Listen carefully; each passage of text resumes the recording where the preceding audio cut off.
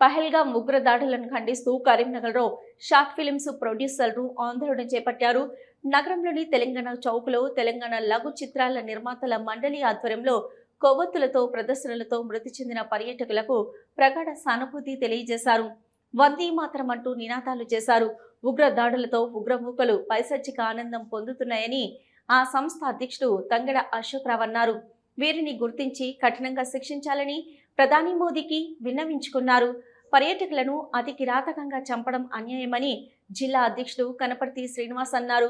ప్రగాఢ సానుభూతి తెలుపుతున్నామని తెలిపారు.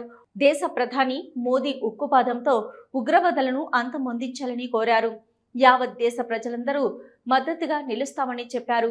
ఈ కార్యక్రమంలో తంగెడ అశోక్ రావు, కనపర్తి శ్రీనివాస్, కలర్ సత్తన్న, తెలంగాణ లఘు చిత్రాల నిర్మాతల మండలి నాయకులు, సభ్యులు తదితరులు పాల్గొన్నారు.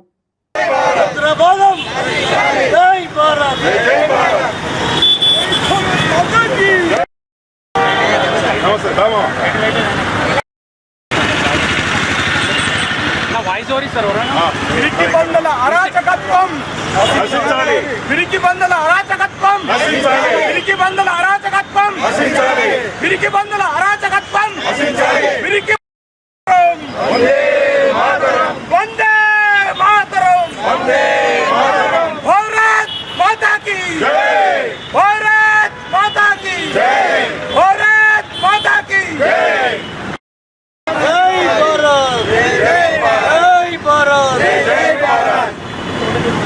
మధ్యలో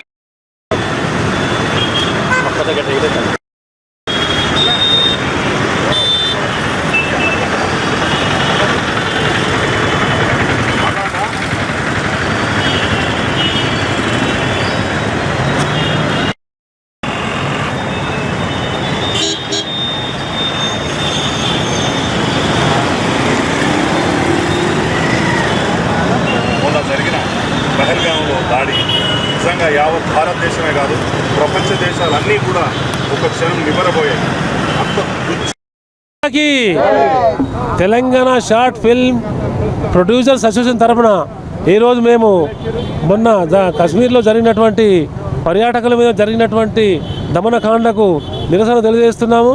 ఆ పాకిస్తాన్ ఉగ్రవాదులను అణచివేయాలని చెప్పి మా భారత ప్రధాని కోరుచున్నాము. ఈరోజు మేము సంఘీభావం తెలుపుతున్నామంటే దాదాపు ఒక పైశాచికత్వం నిర్వహిస్తున్నటువంటి పాకిస్తాన్ ఉగ్రవాదులను అణచివేయాలని చెప్పేసి మా భారత ప్రధాని కోరుతున్నాం. కనపర్తి శ్రీనివాస్, నా పేరు కనపర్తి శ్రీనివాస్, తెలంగాణ నిర్మాతల మండలి కరీంనగర్ జిల్లా ప్రెసిడెంట్ మాట్లాడుతున్నాను. మరి మొన్న జరిగినటువంటి కార్యక్రమాన్ని నిజంగా అది ప్రపంచ దేశాలన్నీ కూడా నివరబోయినాయి.